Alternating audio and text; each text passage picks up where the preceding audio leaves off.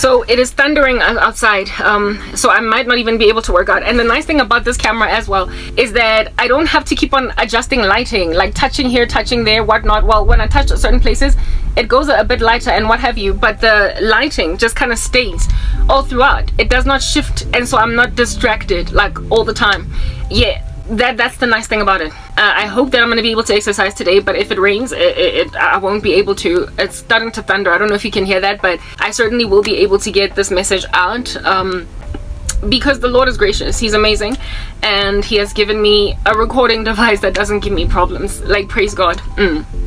I went to go and check in my gallery to see if my videos saved, and yes, they did. So let's go on right ahead and tell you explain to you what dreams I got last night. You know, guys, I've got a very evil family. I have an evil family, but my family members are like pretty much South Africa. Yesterday I spoke about how it is that South Africa is as good as dead. It is damned, it is judged because of its stance with Israel, its abandonment, its severance of diplomatic ties with Israel, that it just basically is a done country. It's done for. It's done. Like, it's over for South Africa. Absent of a miracle that will change the mind of our leadership, this country is on a trajectory for hell. It is on a trajectory for death, and collectively as a nation, it is about to die, but for a remnant that God is going to save for his own purposes. All right. Well, I do live in South Africa. That is my country. Perhaps that might be the issue, the challenge in the land that you live in too. But what my family members are is basically a sample representative or representation of South Africa. My family members are a sample representation of Afrika du Sud, of Mzansi. Yeah, that's my family. All right, and my family being the sample representation of the nation that is South Africa. You can therefore gauge Njefela using a tuning fork or some kind of a speculative device like a compass, I don't know, a litmus test, anything at all, a temperature, a gauge, all up in your grill. You can gauge from my family's nefarious activity the true state of South Africa as a land altogether. It is utterly impossible for me to be the only individual living in a country, right, that has got literally almost every single family member involved in the occult. It's impossible. I cannot be the only one. I'm not special. Do you understand? My case is not unique at all. I am not the only one. I know it is an epidemic in especially the black community, but I am pretty aware that Indian people are very heavy into witchcraft too, just like black people, almost as much, if not as much as black people. I have had sorcery that I was slept with by how many of them? Like perhaps the two white men have put witchcraft on me. It's not that prevalent in the white community. The one white guy, it was for career purposes. He was competing. It was a gay guy that was somehow strangely converted to Islam. I don't know how it was working out for him to be gay and still Muslim. And then the other white guy that did this to me was a dude that had a crush on me, that felt passed up, or that felt like I just walked right by him, not responding at all, and I was afflicted by that. However, most of the witchcraft that I have been slapped with has come from black people, followed number 2 closely by Indian people. Okay, the country is made up of, I guess, all of these races, but the 4 main recognized races in South Africa are black, white, colored, and Indian. And every so often, Asians or the Chinese, the South and North Koreans will be incorporated and bunched together in the previously disadvantaged group that is Indian for the purposes of census and statistics, etc. There were not enough of them to give a whole category to them, right, in the new South Africa as we were coming out of apartheid. But they have increased in number quite significantly, enough for them to, I guess, be given the same status as Indian people.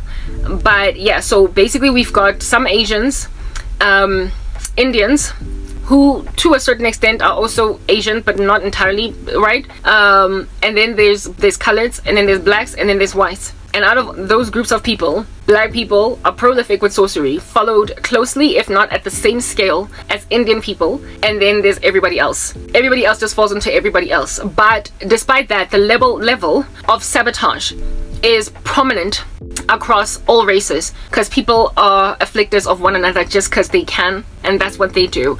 Because of the observation of the defeatism of black people, everybody has basically rode that bandwagon where it is that good black people, in other words, black people that are good at what they do, black people who are skilled in any regard, if they're intelligent and so are academics at school, or black people that are really good at what they do in corporate, in the office, in the business arena, they have got those who compete with other people generally. Like if you are competing with a person at all in this country that is South Africa, those who compete with black people use the defeatism of black people against them. So somebody that has a competitive little blood, like, you know, infection against me, for instance, would use the fact that black people are so destructive of each other, even to the point of using witchcraft. So I basically fell splat on the ground thanks to those who are competing with me for career or whatever across all races. Irrespective of their race, there was competition with me by people who felt like I was a rival in whatever regard. Do you understand? Yeah. And they used what black people do to each other. They used it. They thoroughly climbed the bandwagon of black people's propensity towards throwing each other off cliffs and throwing one another underneath a bus. All right. One of my former boss, some white chick, decided to, upon finding out that my mom had her fingers somehow in my case, even though she ought not have had my fingers in my case because I was the employee of MTN, she rode that wave and made a decision to basically add insult into my injuries, where I was being suspended without cause from my job, facing dismissal. And they all decided to use my mom against me because they saw that my mother was irresponsible with me. How it is that my mother even was infiltrated into my whole case at MTN, they didn't understand. They did not know how it got there, but they were happy to use it. That's just what happens in the black community. The moment they see that your sister got a bone to pick with you, they will ride it and, you know, divide and conquer. That's what's good. Yeah. If at all you've got a rival, if you've got somebody that you are competing with, you will use anything at all, especially if that person is very strong, to get to them. And so everybody gets to black people through black people. And the rest of the country gets to black people through black people. They look at our defeatism and they use it. So as a black person, you have got to put a guard up around you, put a shield around your body so fortified that no one can bring you in your own individual capacity low. Because the moment you have any weakness, the moment there is any kind of a hole in your bucket, the moment there is even one perforation from your bucket, the whole world that is competing with you is going to use it. Do you understand? They're gonna use it. And in the black community, the perforations in our buckets, the things that cause our buckets to leak, is other black people. So when you are living in a country that has got a majority of black people, and there is this level of abuse of black people by everyone using the defeatism of the black community, the whole country is in disarray. The whole country, it's Africa. This is South Africa. It is largely black. And so when you mess with the black community in a black country, you on that day are messing with the whole nation. So South Africa as a country is judged. South Africa as a country is dying because of its murder of black people, because of its desecration of blacks through blacks. So everybody else is under judgment. The thing that I was speaking about yesterday, with South Africa being like done with as a nation, God is using this defeatism against one another within the black community, and therefore the capitalism by everybody else that's not in the black community against the majority demographic in the country. That whole thing is literally laying South Africa as a country waste. It's destroying the whole country that is South Africa. It is destituting it, all of it. It is putting the whole land in the ground. Do you understand? And what it is that I am, it's starting to rain now, and when it rains, I get so distracted by how loud the rain is, but I will try to talk through it, okay? I will try to keep my peace and keep my cool all throughout it all, because it is what it is. I lost everything because black people are defeatist, and everybody noticed it. And as good as I am, as gifted as I am, as skilled as I am in so very many respects, I had, of course, many people who are competing with me. I I had many people who were competing with me academically. I had many people who were competing with me professionally. I had many people competing with me in a lot of things like marriage, getting husbands, family, acquisitions, etc. I had people competing with me on just about anything at all that I could do from various spheres of my life. And with that competitiveness, upon them making an observation of the incendiary character of my people, my family especially, they used it. It was like I've always wanted to basically bankrupt Karabo or get rid of her. I've always wanted to remove Karabo from the scene, and this is my shot. It is not only those that are outside of the black community that do this to us, it's other black people. When other black people make an observation of the way that their friend is being treated, they ride it. So my former friends rode the wave of my family's insensitivity towards me. My colleagues rode the wave. Black people, other black people. I had, like, Wits University rode the wave of what under heaven it is that black people did to me. And so I could not come up for air. I couldn't stand. So that's a country that is taking some of its best people and destroying them because they're making an observation that they were born wrong. They were born in an ecosystem that is incredibly defeatist. So the devastation of the black community in South Africa is the devastation of South Africa. Therefore, all these other people standing in silos, imaginative of the fact that this thing is a going concern and it can continue to be proliferated, are naive. Because you cannot massacre the black community in a black country and not have the whole country fall apart. It's Africa. It's not America. It's not even Europe. It's Africa. You cannot decimate black people in Africa and expect your country to stand. So everybody that has got a standoffish mindset where I'm concerned is just shooting themselves in the foot. You're going to destroy enough black people until there is such a big dent in the country. Given our sheer numbers, we literally are the majority of the population of this country. Just because of our sheer numbers alone, the economy is going to suffocate, the country's going to fall into disarray, and there will be a civil war, the proportions of which will never have been ever heard before in this country. That's what we're headed for. And it will all be because of everybody's insistence of using black people's incendiary activity against each other, against them. So because you refuse to correct what it is that black people are doing, not only that, because you also insist on capitalizing on what it is that black people do to each other, everybody else is essentially kind of in a bad bunch. Everybody is in a rut. Everybody is going to have a bad day tomorrow because they are missing in a country that is full of black people, majority black people with black people. Is that basic? South Africa is literally going to get judged because of the apathy towards black people. It's going to fall as a country, like the comprehensiveness of it all. It will fall because of causing black people to fall. And this will have been sparked by competitiveness in multiple arenas that then caused people to capitalize on that. Yeah. So my family members, what they are, as evil as they are, they cannot and definitely are not some kind of a skewed or a biased sample that therefore cannot be used to accurately represent an entire country. They can. My family's makeup is similar to the makeup of many black families in South Africa. Black race of which is the majority of South Africa. Let's just put that out there. We make up a big percentage of this country, and so because we make up a big percentage of this country, it is quite a big percentage of people that are walking in this ridiculousness.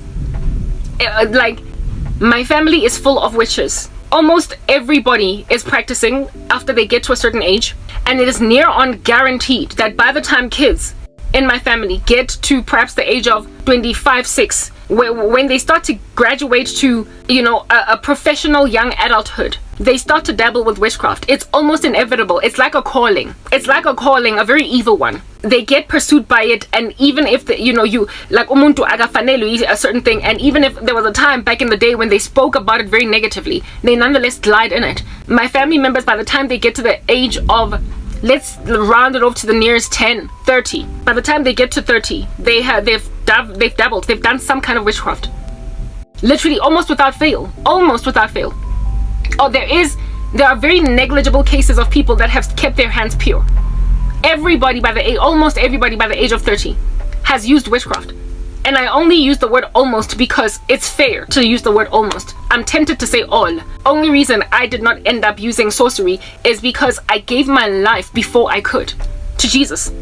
I got born again at 26 and a half. But if I had not gotten saved, I would very highly likely have inevitably used witchcraft in some way or form. Why? Because I'm black. And the black community loves to slap each other with witchcraft. They're always wearing that they literally ram into people's faces. Black people cannot stand other black people being okay. And so in a crew of friends, you are going to be basically dealing with one girl that's going to decide. I had that in my crew of friends from high school. One of them made a decision that she's going to go and pursue her career as a chartered accountant, while the rest of us are going to struggle to be okay in life. My former best friend, her would-be husband, slowed down her career so that he would look appropriate next to her, given that he was struggling in business and he was dating a woman that was studying and was inevitably on a skyrocket trajectory upward, and she was going to do really well in her career, and so he slowed it down. But her would-be husband, that now today is her husband, was not her only afflictor. She also then got come up against by some chick that wanted to be the most successful out of all of the crew of girlfriends, and before any of us could do anything, she had already determined our destinies. One of my friends, former friends from high school, bewitched all of us.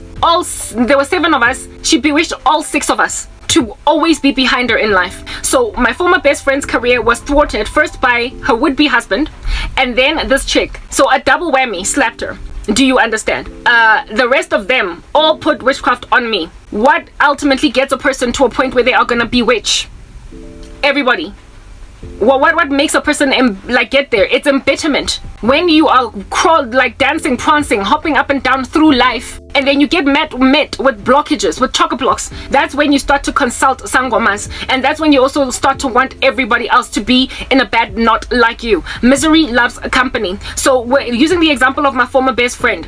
She had her future husband not only bewitch her prospects for a career, slowing it down, he also insisted that she stay with him even though she wanted to leave him. So she was already blocked from getting the romance that she desired, and she was also blocked from getting the career that she desired. Upon meeting with chock-a-blocks and having a slow growth of career and a slow and basically an unloving a situation that she didn't want to be in romantically, that she was trapped in by pregnancy, she then, once she was sitting around with a baby in a career that was not moving as fast as she would have loved it to move, she then looked at everybody else. She looked at me, and she looked at let me talk about me in particular, the spells that I know that she cast on me. She came against my prospects, especially in marriage. She did not necessarily gun for my career. Not initially anyway, she ultimately did. But first she came for me with love.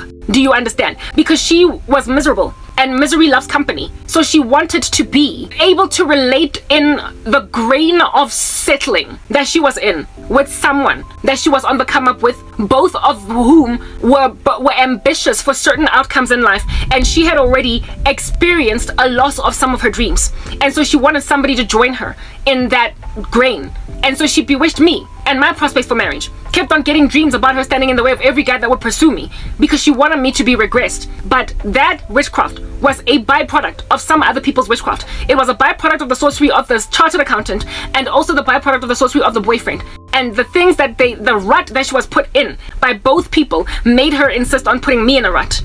The same thing is also true of another one of my friends from high school, where it is that a man that she married messed her up so badly that she then was like, misery loves company, and then she decided that she's gonna mess with the marriage prospects, I believe, of everybody, but I certainly have gotten experience of my own sorrow at her hands. Do you understand what I'm saying? It's people that would have left witchcraft alone. They wouldn't have even bothered to visit a sangoma. They would not have frequented the premises of these little witches to ask for anything at all. If at all they were left to thrive. If they were left alone, if they were not manipulated spiritually, they would have been okay. If my former best friend had been left to basically leave a man she had desperate need of leaving, and if at all my friend was left to grow like this chick that bewitched all of our careers. This friend of mine, let me tell you what this chick did, okay? This friend of mine, how she affected my former best friend. There was a time when my former best friend, albeit being a graduate from just so you can understand the height of sorcery, that this one girl, after she got her degree and was basically studying now towards her chartered accountancy, she made a decision that she's going to be not the only one successful, but the most successful. Her intention was not to impoverish everybody to my level. What I am is an anomaly that nobody expected to happen, because God saw it fit to basically make me what appears to be an extreme case of cursedness, that they might all look really bad. but I'm not cursed. I'm blessed. I can't be cursed. I am in Christ. I can't say that enough. But let's just get straight back to the point again. My friend, all right, my former best friend, this chick, when she was en route getting her CA, made a decision that all of us are going to sit around, okay? Not sit around, but be behind her. We're going to be tails to her, right? And she wasn't even the smartest. If anything, she was quite average in comparison to everybody else. But she wanted to be the only one to flying like a bird. Anyway, whatever, right? So this chartered accountant future chick, right? What she did, there was a time when my former best friend was, and at this stage I was born again, right? I had just gotten saved, all right? She had gotten some kind of an internship, like a graduate program where she gained experience after getting her Bachelor of Accounting degree from Wits University, and she was studying further to get, I guess, either her CA or CFA or whatever she wanted, okay?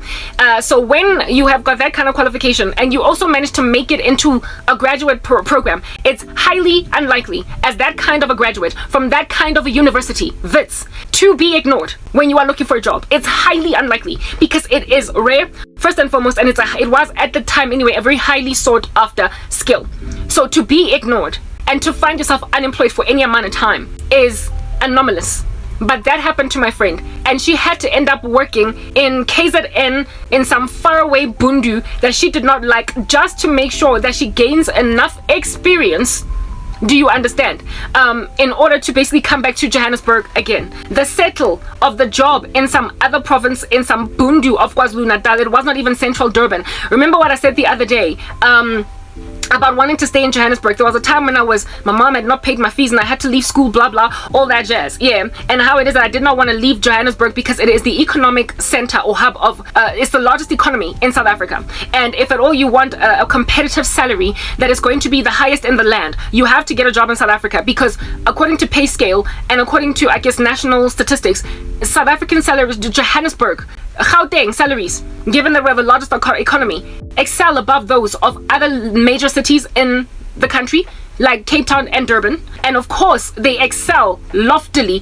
above the non-major cities. Like if you are in a Plazi, a Bundu, you are very highly likely to be earning a negligible salary in comparison to a person with the same job in Johannesburg. Yeah, so this chick set my former best friend up for failure in that she took her out of Johannesburg and put her, never mind in a major city, but far away from the major city of that province. She was made to live in KwaZulu-Natal for a season, not even in Durban, and it was, like I said, a plazi, just to keep working. And she was miserable there. She did not like her job. They gave her a house and everything, but she really didn't like it, and she had to use that to springboard herself up, to boost herself in order to come back to Johannesburg. She ultimately did come back to Johannesburg, but the season of time of unemployment was so long, guys, that she was busy getting phone calls from creditors and from creditors, yeah, on some, hey, you better pay us or we're gonna put you on the credit bureau. Now, she was a person that was headed for either CFA or CA, either a chartered accountant or certified financial analyst. And in the financial services industry, even though it is still unconstitutional, I don't know why they're not listening to the law of the country, if at all you find yourself for any reason at all being a financial services professional on the credit bureau, it's over for you. It's over. Like this chick, my friend, hard and fast, and she nearly lost her career. She would have had to first get off the credit bureau before she would successfully interview for any job in the financial services industry as a financial graduate. For crying out loud. So this chick was sitting at home for like almost a year, if not longer than a year. And it was her sitting down at home that upon us talking on the phone, I came to learn that, she's having to make deals and everything, right, with like her debtors, her creditors, sorry, people that she owes money on some, please don't put me in the credit bureau, I will pay you this month, I will pay you this that month. Her family was trying to help along, but nobody had all that money to be able to help her along, I guess, as well as she needed. And again, that should have been evidence of the fact that she should have left that man that she was with, because as a man, when your woman is in that position, she should not have to face loss of her career. Why wasn't he able to pay off all of her debts during the time of her downtime? He was literally trying to sabotage her career too, acting like he doesn't have the money. So I stepped up. I was already born again at that stage. I'd already given my life over to Jesus. So I guess that's why that little rando spells did not really work on me. That's why I'm not under a curse. God just saw it fit to put me in this position for such a time as this.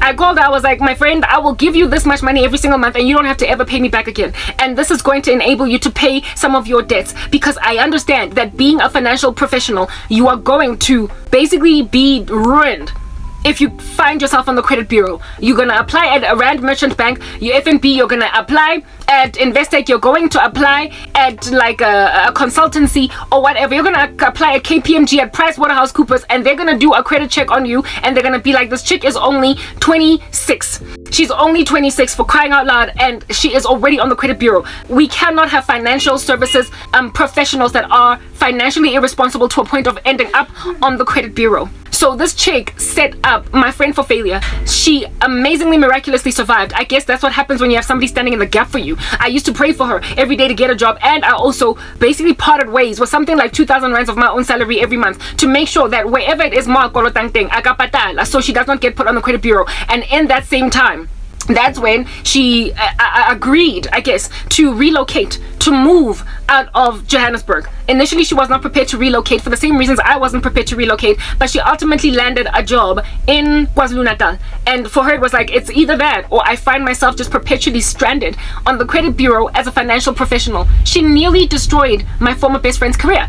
That other one, the first one, that wanted to be the most successful one out of all of us, she nearly derailed my former best friend's entire career. If she had at all gotten on the credit bureau, she was gonna struggle to get successfully interviewed for a job.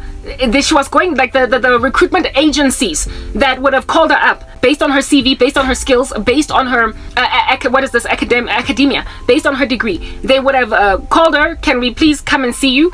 Can you see us? And they were going to do a credit check and not call her again. They were going to do a credit check and not call her again, guys. So that's why she moved to KwaZulu-Natal. That salvaged her, praise the Lord. She ended up coming back to Johannesburg, but the grain she was stranded in, and again, being all the way in KwaZulu-Natal, living by yourself, away from everyone you love, everything you know, and it's a blazi, you are going to be lonely. And so a man that you desperately want to leave, a man that you don't want to be with, a man you don't want to stay with in a relationship, is going to be the only person traveling kilometers upon kilometers across provinces to see you. So you're going to feel like he's been there for me, he is basically stood by my side. That guy had to be left. Only busy roaming the streets with 5 different baby mamas, dealing with a woman that's never had children, never been married. She needed a clean slate. That's what that random chick did. So she was set up for failure concerning romance very early, and she was set up for failure concerning career. And those failures are what basically raised in her a spirit of bitterness sufficient enough for her to then go on right ahead and afflict her best friend. She came at me with a flying kick because while there was a time when we both aspired for similar things, now she had already lost some of those dreams and I was still going to grab mine. And so she came at me. I don't know who else she came at. Usually witches don't have one victim, but I can only speak of what it is that she did to me. The chick Ole bewitching all of us to make sure we don't get anywhere. God exposed her in light of showing me who else she bewitched, because she literally came at the whole crew of girlfriends. And one of the girls that she came against was so genius that she was like always in the top 10 on the honors roll at school, for crying out loud. And she came against that, and she was average. She was average. That's what under heaven happened. But the one that was always on the top 10, Lena decided randomly because she belonged to a cult. She was a Jehovah's Witness. But what I'm trying to explain to you guys is that witches, they are like artificial intelligence that way. They put themselves in positions of honor, in grandiosity, above people who ought to have done much better than them, and so that they can come out looking really great on the other side. But they don't have the true talent, the true skill. And so therefore those who are true geniuses in society are swept under the rug by people who are literally mediocre. And when you don't have a barometer to compare them by, you literally won't know that a country's missing something. So the country does not know that it's missing me. It also does not know that it's missing the top 10 chick in the school. The country doesn't know that it's missing people. It doesn't know, because there's no barometer by which to compare the losses. Do you understand? That's what y'all need to understand. People make a decision that I'm going to be the only one successful, even though they are brutally mediocre, and they cause actually excellent people to be buried, disappear off the face of the country. For crying out loud. Who in the world continues to proliferate rubbish of that nature? Who lives in a land like that? So my family member, so now that I've explained that whole dynamic with my former best friend and what happened to her and what was the root cause of even her inclination towards sorcery, it was other black people. It was the ridiculousness in the black community, where people decide, basically, you know, God likes to call them planners of other people's plans. He calls witches planners of other people's plans. Like, they make plans for other people. They plan for other people to walk in a stead that they did not sign up for. They plan for other people to do A, B, C, to marry certain people. A man that puts korobela on you is planning your wedding on your behalf to him, when you can't make a plan to marry a certain kind of man. You want a godly man. You want a man that is this tall. You want a man that has these interests. Yeah, but the guys, the korobela person rather plans that you're going to marry him, whether or not you like it. They are planning other people's plans. And the level of chaos around a person, therefore, who has had witch spells cast around them, is such that it causes them to end up embittered, because everything that they are trying to acquire in life, everything that they're vying for in life, it just somehow reaches a chock-a-block. You find yourself unable to get it. But remember, you tend to hang out with like-minded people, and so if at all you all had the same ambitions when you were all in high school. Do you understand what I'm saying? And then all of a sudden you are displaced from your dreams by witchcraft. You're then going to look at everybody else around you on the left and on the right. Do you understand? And you're going to be like, I'm not going to be the only one that did not get what we all wanted to get together. I'm not going to be the only dropout at varsity, so I'm going to bewitch you to also drop out.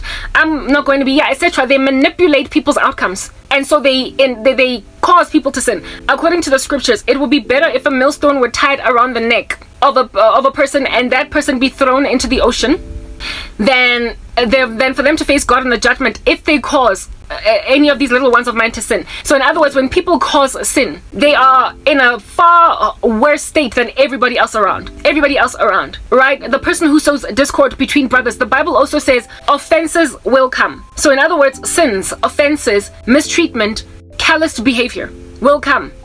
But woe to the man through whom those offenses come. When a person has been the initial spark in a dry, arid field full of grass, when they're the first spark that causes an inferno, the inferno must come according to the Bible. The fields must burn. People will sin, but woe to the man that started that spark. Woe to the one through whom these sins have commenced. So basically, that random chartered accountant from my high school that caused all of my other friends to sin, woe to her. Offenses came, they sinned, but woe to the man through whom these offenses came. She is basically facing a grander torment in hell than all of them combined. All of my friends in high school cast spells on me, but woe to that one who initiated the sorcery of other people, where you will chock a block or prevent a person from doing something, and upon them being disquieted by their inability to achieve their dreams, then getting so bitter that they will then become witches. Woe to you. If at all you're the person that caused a person that would never have dabbled with witchcraft, if you are the person that caused them to finally consult a sangoma, woe to you. One of my friends also was caused to get into witchcraft because of a horrible man, an ex-husband that ransacked her life so badly, embittered her so terribly, that I guess woe to that man that caused my friend to be that bitter to a point of using witchcraft on me. She was in misery and she wanted me to be a divorcee too. She wanted me to also be unlucky in love, whatever that even means. She also wanted me to hit brick walls in that regard, in the romantic field. And so she bewitched. I don't even think it was just me. I think it was everybody. But like I said, the one that God is a lot offended with, very offended with, is the CA that messed with everybody. She's the one that God showed me everyone that she bewitched, because all the other of my friends, God did not show me what they did to each other, if at all anything. He rather showed me what they did to me, because I guess I was a person of interest in that regard. I was a stakeholder of their sorcery, so he showed me what they did to me, but not what they did to each other. But witches very rarely ever have one victim, so I don't know what they did to each other, except for that one, because she did it in one spell, in one sitting. She visited a sangoma and said, all my friends from high school, go fela bona. They will not be anything in comparison to me. I am going to be the most successful one, for crying out loud. And that spell, I saw it working in my former best friend. And if that chick did not have anybody standing in the gap for her that was actually truly saved, I don't know where she would be today. I was already newly saved after when she started to struggle to have a way with her future, and so therefore I was able to successfully stand in the gap for her, help her along, and then she bounced back again. But then later on she ended up turning to sorcery too. So the friend that I had, everybody, the one that bewitched everyone, my former best, basically my whole crew of friends from high school, all belonged to families in South Africa. They all belonged to families in this country, all right? And so basically, since all of them are clearly are witches, from what God showed me, all of them, do you understand? All of them are witches, and they belong to families. And so therefore, it evidences that in the black community in particular, there is such a high percentage of witchcraft involvement by people. There is such a high percentage of, no, that just went too dark. There is such a high percentage of people practicing witchcraft in the black community that in any family at any given time, you would likely be dealing with like a good 70 to 80% of the members therein involved in some kind of sorcery. Why would that even be true? Look at my friends, right? This rain is going to distract me and make me very, very, very uncomfortable to speak because it's so loud, but I will try to articulate myself above it, okay? One of the biggest reasons why rain is so destructive to my speeches is because of this corrugated iron roof that is so loud when rain lands on it that I can't even hear myself think. But I hope to be able to maintain my thoughts anyway, and I hope the rain slows down just to enable me to finish this discussion so that I can get my thoughts out fully and wrap my argument in an inference that is understandable by you. Okay, right, what was I talking about? Yes, all of my friends from high school, they belonged to families, right? And in the black community, just based on the sample representation that is my own family, a good 70 to 80% of people in families are practicing witchcraft. And you know the saying, charity begins at home? Well, the opposite is also true. I like to say that witchcraft is a crime of passion. In other words, people who commit witchcraft tend to bewitch people they love. They tend to bewitch people they admire, people they look up to. It's not usually just random strangers around, unless they are running a coven and unless they're psychopaths. Usually witches will target people they love. So who are the people that you love the most? It is your brother, it's your mother, it's your sister, it's your, you get my point, it's your boyfriend. It's people that are closest to you. It is people that you hold very dearly to your heart. Do you understand? Whew. This rain is gonna distract me, but I'm gonna try to talk over it. I would love to be able to speak without raising my voice very high, but anyway, whatever. Witchcraft is, like I said, a crime of passion.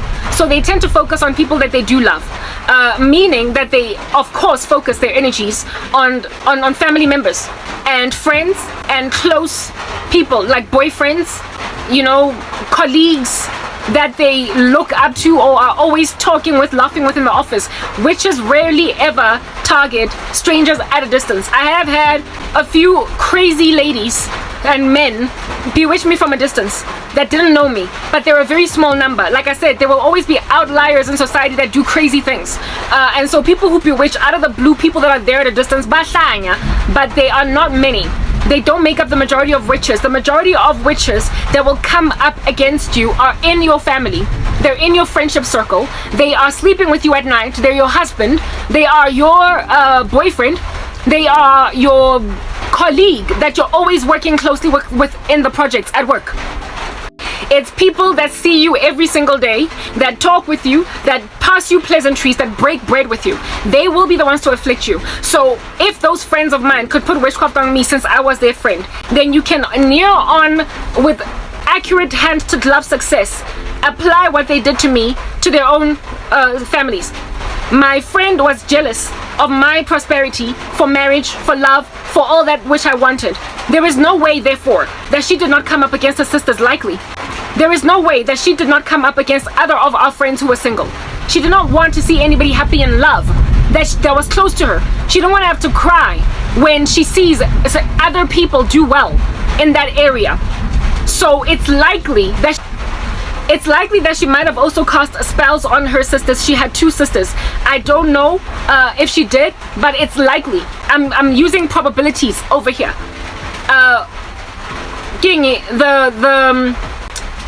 The one, for instance, that got married in a cult, she came against my prospects for marriage and a career because she had to stop working.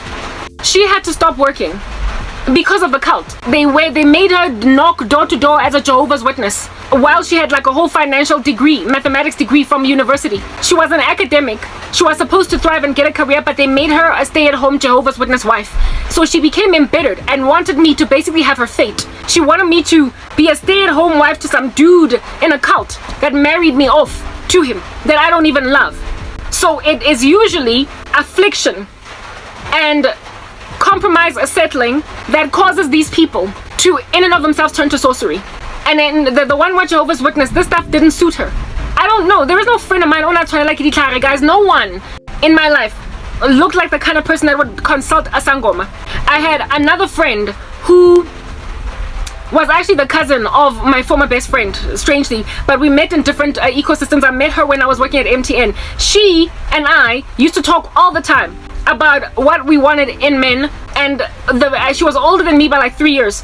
But when I met her, we were both still single, waiting, I guess, for husbands and stuff. Well, no, we were both dating, but we were single in the sense that we were not married yet.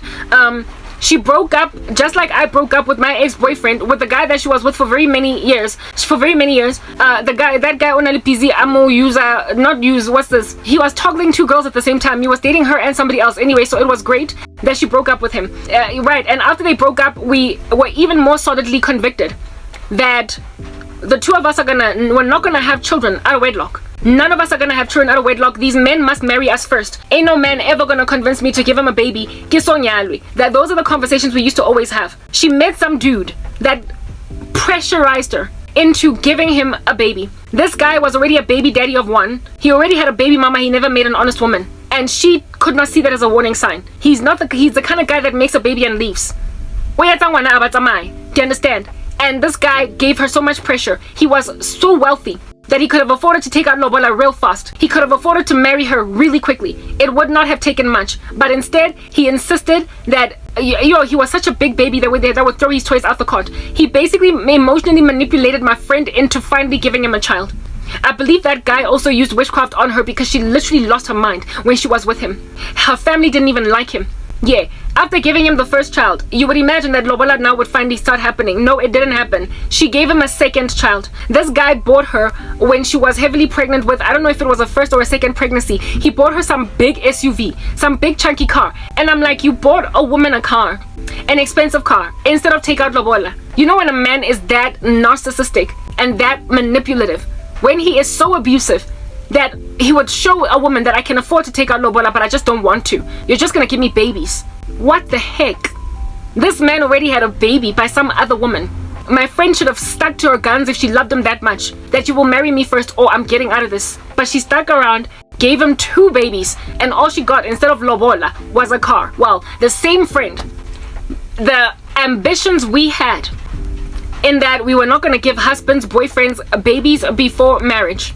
She, of course, abandoned that dream, and now she was looking at me, who was still bright-eyed and bushy-tailed, waiting on better, waiting to marry my husband, then only have a baby. She was miserable in a union with a man that tricked her, do you understand? And so she turned to witchcraft. She bewitched me.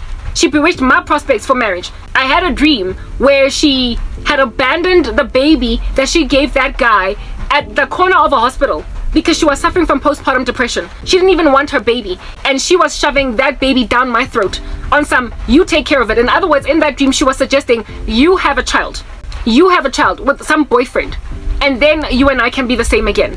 So basically setting a woman up for failure, the way that you fell apart. That man bewitched my friend so that she would become namby-pamby and docile to suggestion of that nature. When she finally realized that she was trapped, she then got so embittered that she came back at me.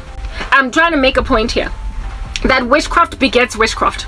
That witches beget more witches. They put people in such bad straits. They put people in such a bad corner. They essentially incarcerate people in stranded lives until, in order to get out or in order to feel a sense of camaraderie with their ecosystem, they then bewitch everybody else around so they won't be the only ones that are fallen in a grain of nothingness, in a grain of basically incarceration. That's what In the World Under Heaven was going on here. So those are 2 cases that I have told you of 2 of my very good friends now turned mortal enemies, essentially, due to the fact that somebody bewitched them first and then they ended up bewitching me. Witchcraft begets witchcraft. So if enough black people who are so defeatist against each other bewitch black people, you are then gonna beget more black witches. The growth of witchcraft in South Africa has happened because of people finding themselves in dire straits. People finding themselves chock-a-blocked, people finding themselves unable to move, and people also finding themselves in ecosystems they never signed up for. Dreams and visions that they had when they were children, when they were younger, were shattered in a matter of months after meeting certain people, and upon their dreams being squandered just like that by some random thief on the periphery of them that calls themselves a colleague or a sister or a mother or a brother, a friend, or a classmate. Upon being decimated by people on their periphery, then in and of themselves become decimators. Their sorcery begets more sorcery. They then end up bewitching everybody else because they were bewitched, and they don't even know that their reaction to bewitch is frankly from witchcraft. They think they just made mistakes. They think they just dropped the ball on their dreams. They think they made a decision to just give some guy a baby even though she wanted to have children only once married. They think that they married a man because it's what they wanted to do. And even though at the time they felt like they were dumb and the wrong voices were in their heads, the wrong people were in the ear, they then imagined that thanks to the mistakes that I made, unawares to themselves that it was not a mistake they would have walked in if it was not for spiritual manipulation. They don't know that they were made witches by other people bewitching them. So that's how then you find yourself having the proliferation of a pathogen, the growth of a bug, do you understand, that is unfettered with no antibiotic in the black community, where families grow from being one witch to like 10 cousins now are doing the stuff, 15 next year, 25 family members the year thereafter.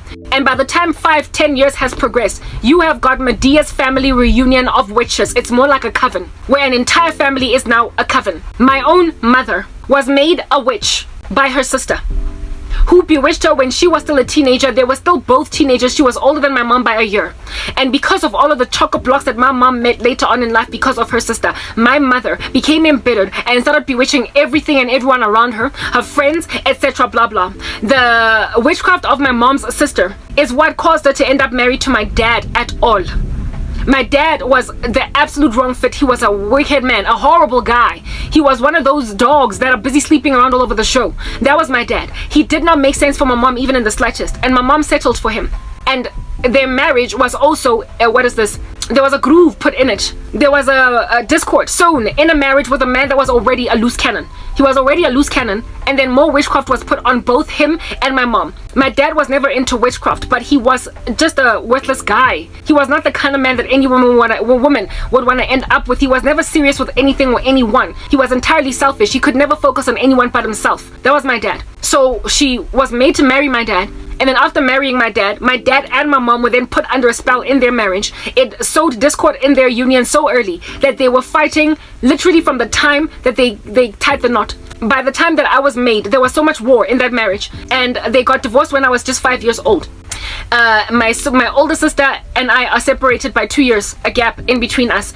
And when she was made, there was somewhat tranquility and peace, but by the time I was made, there was war, and there was no way that marriage could continue to linger. So they got divorced ultimately, right? When my mom was maybe 31, 32. That's what's good. My mother, being 31, 32 and not born again, unsaved, and being as gorgeous as she was. If you think I'm pretty, understand I ain't got jack on my mom. Do you understand? She was far more beautiful even than me. She was one of those hard knock yellow bones, Ezi Hectiki, that every guy was trying to get with, alright? That was my mom. Yeah. How in the world does a 31-year-old, I'm 39 right now, my genes are from my mom. This anti-aging thing that I got going is from my mom. How in the world does a 31